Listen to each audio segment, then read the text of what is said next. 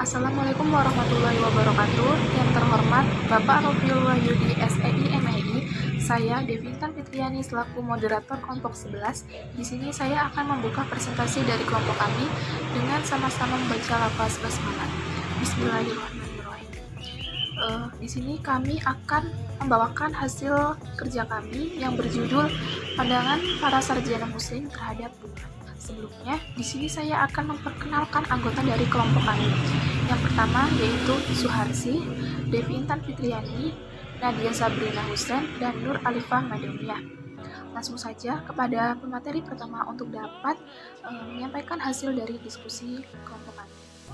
Assalamualaikum warahmatullahi wabarakatuh. Perkenalkan, nama saya Suharsi. Di sini saya akan menjelaskan pemikiran dari Abu Ala Al-Maududi.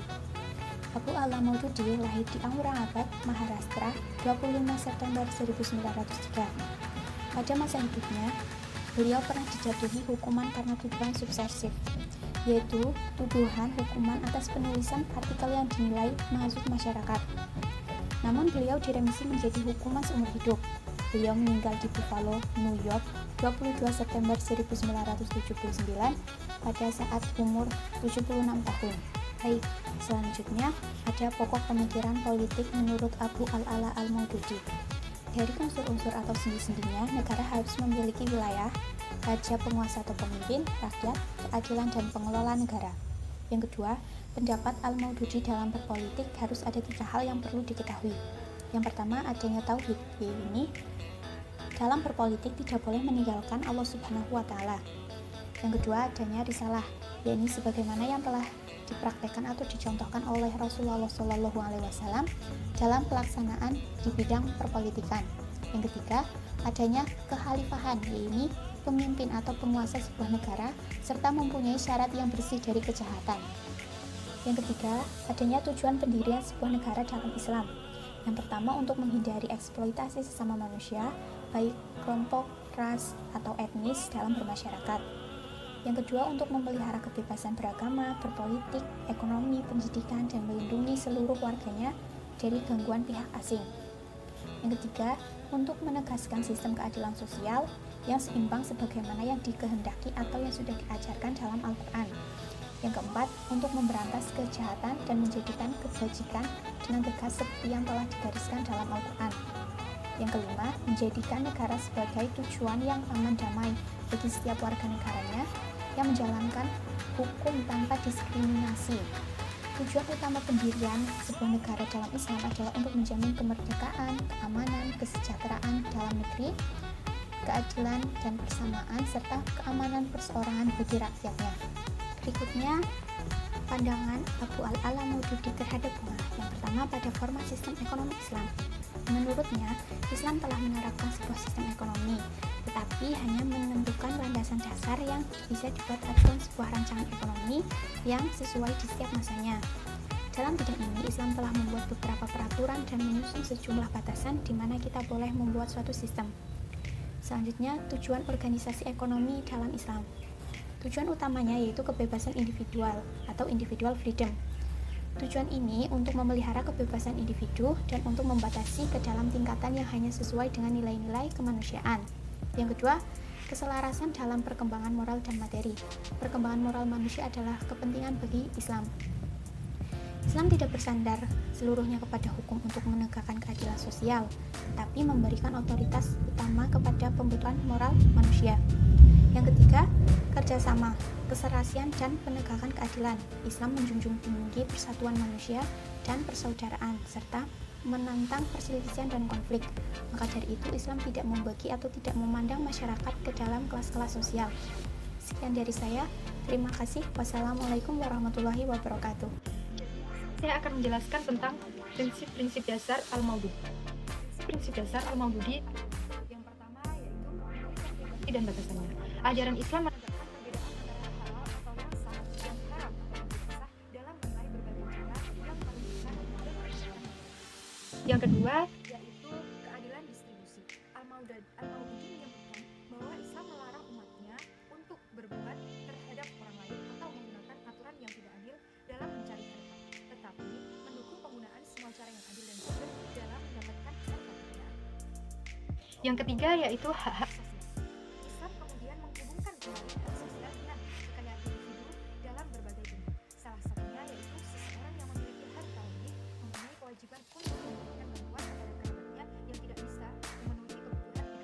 Yang keempat yaitu zakat. Dalam perekonomian konvensional dikenal istilah pajak, sedangkan dalam Islam dikenal istilah zakat yang dipungut sesuai dengan misalnya pengeluaran. Al-Maududi berpendapat zakat adalah solidaritas umat Islam untuk mewujudkan jiwa saling tolong menolong untuk kebaikan sosial. Yang kelima yaitu hukum waris. Hukum waris pada intinya ialah mendistribusikan kekayaan yang dimiliki oleh anak. Sedangkan yang keenam atau yang terakhir adalah peran tenaga kerja muda dan pengelolaan. Islam mengenali hak pemilik tanah dan tanah, begitu pula terhadap pekerja dan pelaku bisnis yang menerapkan secara jelas bahwa Islam menganggap keduanya sebagai faktor utama dalam hal pembagian hasilnya harus sama. Selanjutnya teori bunga. Teori bunga ada 4. Yang pertama yaitu teori piutang menggunakan resiko. Menurut Al-Maududi, sesungguhnya kreditor hanya meminjamkan sejumlah uang yang berlebih dari yang ia perlukan dan yang tidak ia gunakan sendiri. Oleh karena itu, tidak boleh dikatakan sebagai imbalan karena itu tidak menahan diri dari sesuatu yang memungkinkan dirinya menuntut imbalan. Kemudian, sewa itu sendiri hanya dikarenakan terhadap barang-barang yang dapat digunakan berulang-ulang. Yang kedua yaitu teori pinjaman, memperoleh keuntungan. Pemikiran ini mengatakan bahwa waktu itu sendiri memiliki harga yang meningkatkan sejalan dengan periode waktu. Kemudian, masa peminjam menginvestasikan modalnya mempunyai harga tertentu baginya dan ia menggunakan untuk memperoleh keuntungan. Maka tidak ada alasan mengapa kreditor tidak boleh menikmati sebagian dari keuntungan peminjam. Yang ketiga yaitu teori nilai barang di masa mendatang lebih rendah dibandingkan dengan nilai pada masa sekarang. Yang keempat yaitu teori produktivitas modal. Pendapat ini memandang bahwa modal adalah produktif yang dapat diartikan bahwa modal mempunyai daya untuk menghasilkan barang yang jumlahnya lebih banyak daripada yang dapat dihasilkan tanpa modal, atau bahwa modal mempunyai daya untuk menghasilkan nilai tambah daripada nilai yang telah ada itu sendiri. Dan bunga merupakan imbalan atas pelayanan produktif tersebut atas modal kepada peminjam dalam proses produksi. Para ahli tersebut menjelaskan fenomena bunga dengan suatu tulisan yang sangat dikenal dengan menurunkan nilai barang di waktu mendatang dibanding dengan nilai barang di waktu ini. Pendukung penting dari pendapat ini memberikan 3 alasan terhadap penurunan nilai di waktu yang akan datang. Yang pertama yaitu keuntungan di masa yang akan datang diragukan karena ketidakpastian peristiwa yang akan datang serta kehidupan manusia, sedangkan keuntungan pada masa kini jelas dan pasti. Yang kedua yaitu kepuasan terhadap kehendak atau keinginan masa kini lebih bernilai bagi manusia daripada kepuasan mereka di waktu yang akan datang, karena mungkin mereka tidak mempunyai kehendak semacam itu di waktu yang akan datang. Selanjutnya adalah bahaya kejahatan institusi bunga. Bahaya kejahatan institusi bunga ada 3 jenis. Yang pertama yaitu kejahatan moral dan spiritual. Institusi bunga menimbulkan perasaan cinta terhadap uang dan hasrat untuk mengumpulkan harta dan untuk kepentingannya sendiri. Yang kedua yaitu kejahatan sosial budaya. Institusi bunga akan menyebarkan egoisan yang merusak semangat pelaku pada masyarakat dan tidak membantu pertumbuhan masyarakat. Kepentingan orang kaya pun dianggap bertentangan dengan kepentingan orang miskin. Yang ketiga yaitu kejahatan ekonomi. Maududi berpendapat dampaknya akan negatif bagi masyarakat bila diberikan bunga pada sektor produksi.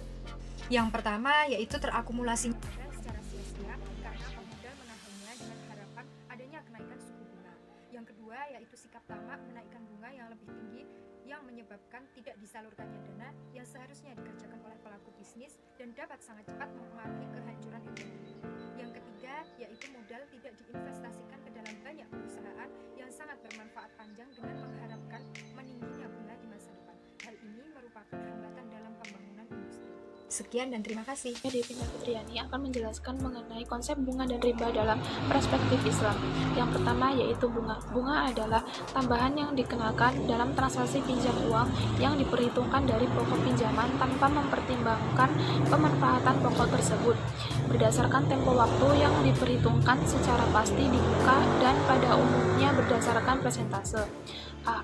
Bunga simpanan adalah bunga yang diberikan sebagai rasa atau balas jasa bagi nasabah yang menyimpan uang di bank. Yang B yaitu bunga pinjaman adalah bunga yang diberikan kepada para peminjam atau harga yang harus dibayarkan oleh nasabah peminjam kepada bank. Yang selanjutnya yaitu riba dan macam-macamnya. Riba secara bahasa bermakna al-ziyadah yaitu tambahan. Menurut istilah teknis, riba adalah pembagian tambahan dari harta pokok atau modal secara batil. Riba juga dapat diartikan sebagai pengambilan tambahan baik dalam transaksi jual beli maupun pinjaman maupun pinjam meminjam secara batil yang bertentangan dengan prinsip muamalat dalam Islam. Secara garis besar, riba dikelompokkan menjadi dua riba utang piutang dan jual beli. Yang pertama yaitu riba utang piutang terbagi menjadi dua, yaitu riba qard dan riba jahiliyah. Yang B, sedangkan riba jual beli terbagi menjadi dua, yaitu riba fadl dan riba nasi'ah. Yang selanjutnya yaitu larangan riba. Pelarangan riba dalam Islam tidak hanya menunjukkan pada Al-Quran, melainkan juga hadis. Hal ini sebagaimana posisi umum hadis yang berfungsi untuk menjelaskan lebih lanjut yang telah digariskan melalui Al-Quran. Pelarangan riba dalam hadis lebih terperinci, yaitu ada Rasulullah SAW juga mengutuk dan menggunakan kata-kata sangat terang. Bukan saja mereka yang hanya mengambil riba, tetapi mereka yang memberikan riba dalam penulis dan para penulis yang mencatat transaksinya. Pendapat ulama tentang riba. Riba hukumnya haram dengan nas syarih Al-Quran dan As-Sunnah. Bank dengan sistem riba hukumnya haram, dan bank dengan tanpa riba hukumnya halal. Bunga diberikan oleh bank-bank milik negara kepada para nasabahnya atau sebaliknya, yang selama ini berlaku termasuk mustafihat. Yang kelima, menyarankan kepada pemimpin pusat lembaga agama untuk mengusahakan terwujudnya konsep sistem perekonomian, khususnya lembaga perbankan yang sesuai kaidah Islam. Baik, yang selanjutnya yaitu riba dalam perspektif ekonomi. Banyak pendapat mengenai bunga. Pertama, alasannya menahan diri, yang menegaskan keinginan kreator menahan diri. Ia menggunakan keinginannya memanfaatkan uangnya sendiri semata-mata untuk memenuhi keinginan orang lain. Namun, dalam kenyataannya, kreditor hanya akan meminjamkan uang yang tidak ia gunakan sendiri atau yang berlebihan dari yang ia perlukan. Dengan demikian, sebenarnya menahan diri atas apapun. Baik, yang selanjutnya yaitu Imam Ar-Razi. Pendapat mayoritas ahli-ahli hukum syariah dan ahli-ahli ekonomi Islam secara tegar memandang bunga sebagai riba. Salah satunya yaitu Abu Al-Fadl Muhammad Ibnu Umar dan Ar-Razi, yang merupakan salah satu seorang ensiklopedis Islam terbesar di sepanjang masa. Beliau adalah salah satu ilmuwan paling cemerlang dalam sejarah peradaban Islam. Beliau juga lebih dikenal dengan sebutan Imam Ar-Razi. Lahir pada 25 Ramadan 543 Hijriah di kota Teheran, ibu kota Iran sekarang ini, dan wafat pada 606 Hijriah di Herat, tepatnya pada usia 63 tahun. Assalamualaikum warahmatullahi wabarakatuh. Perkenalkan, nama saya Nur Alfiah Madaniah. Di sini saya akan melanjutkan penjelasan dari Devi Intan tentang pandangan Imam Ar-Razi terhadap bunga. Menurut pandangan Imam Ar-Razi, riba adalah kebiasaan di masa pra-Islam bahwa mereka meminjamkan uang kepada seseorang selama suatu jangka waktu tertentu, lalu menerima darinya suatu jumlah uang tertentu sebagai bunga. Jika waktu jatuh tempo tiba, maka pengutang akan dimintai melunasi utang. Jika ia tidak dapat membayar, maka ia diberi perpanjangan waktu dan bunganya pun dinaikkan. Riba secara bahasa adalah kelebihan atau penambahan. Dan riba dalam ayat atau Al-Quran adalah setiap penambahan yang diambil tanpa adanya satu transaksi pengganti atau penyeimbang. Ar-Razi dalam At-Tafsir Al-Kabir mendeskripsikan riba jahiliyah sebagai berikut. Mereka menyerahkan harta atau uang dengan ketentuan bahwa mereka akan mengambil tambahan sejumlah tertentu setiap bulan. Sementara pokok modalnya tetap. Bila mana hutang itu sudah jatuh tempo, mereka menagih pokok modalnya kepada debitur. Jika debitur tidak dapat mengembalikannya, mereka menambahkan hutangnya sebagai imbalan penangguhan. Kemudian pernyataan Ar-Razi memperlihatkan dua bentuk riba. Yang pertama, riba bunga pinjaman yang dipungut setiap bulan sementara pokok modalnya dibiarkan tetap pada debitur selama masa peminjaman. Dua, bila hutang lebih jatuh tempo, debitur ditagih dan jika tidak dapat melunasi, bunga ditambah sebagai imbalan penangguhan. Dengan kata lain, ada dua macam riba. Riba dalam bentuk bunga pinjaman biasa yang dibayarkan setiap bulan dan dalam bentuk bunga keterlambatan pengembalian atau denda. Demikian juga Fakhr Al-Razi juga tidak mendefinisikan riba dalam penafsiran Awalnya beliau menyebutkan pengertian menurut bahasa, yaitu sebagai istilah uang arti tambahan. Kemudian beliau membagi riba menjadi dua, yaitu riba fadil dan riba nasi'ah. Kemudian Al-Razi memberi gambaran tentang riba nasi'ah dan juga riba jahiliyah dalam bentuk kasus. Menurut Al-Razi, riba nasi'ah adalah riba yang dikenal di masa jahiliyah, yaitu mereka menyerahkan sejumlah harta kepada orang lain dengan menarik jumlah tambahan tertentu setiap bulan, sementara jumlah peminjam masih utuh. Kemudian bila tiba jatuh temponya, mereka menagih. Bila peminjam berhalangan mengembalikan peminjaman, mereka menambah hak dan tenggang waktu. Inilah riba yang mereka praktekkan di masa jahiliyah. Sebab dilarangnya riba. Dalam mengungkapkan hakikat riba dalam Al-Quran, Fakhri Al-Razi menggali sebab dilarangnya riba dari pandangan ekonomi, yaitu sebagai berikut. A. Riba berarti mengambil harta si peminjam secara tidak adil. Artinya, di sini riba memungkinkan seseorang memaksa pemilikan harta dari orang lain tanpa ada imbalan. B. Dalam riba, seseorang akan malas bekerja dan berbisnis karena dapat duduk-duduk tenang sambil menunggu uangnya berbunga. Artinya, riba menghalangi pemodalan untuk mencari rezeki, karena ia dengan mudah membiayai hidupnya dengan hasil bunga dalam jangka waktu tertentu. C. Riba akan merendahkan martabat manusia karena untuk memenuhi hasrat dunianya seseorang tidak segan-segan meminjamkan dengan bunga tinggi walaupun akhirnya dikejar-kejar penagih hutang. D. Riba akan membuat yang kaya bertambah kaya dan yang miskin bertambah miskin, sebab riba biasanya membuat pemodalan semakin kaya dan bagi peminjaman semakin miskin. E. Riba jelas-jelas diharamkan atau dilarang oleh Al-Quran dan Sunnah. Dampak negatif riba. Dalam tafsiran Al-Quran, Imam Ar-Razi menyebutkan bahwa dampak negatif riba antara lain: A. Suatu perbuatan mengambil harta kawannya tanpa ganti. B. Bergantung pada riba dapat menghalangi manusia dari kesibukan kerja. C. Riba menyebabkan terputusnya sikap baik antara sesama manusia dalam bidang pinjam-meminjam. D.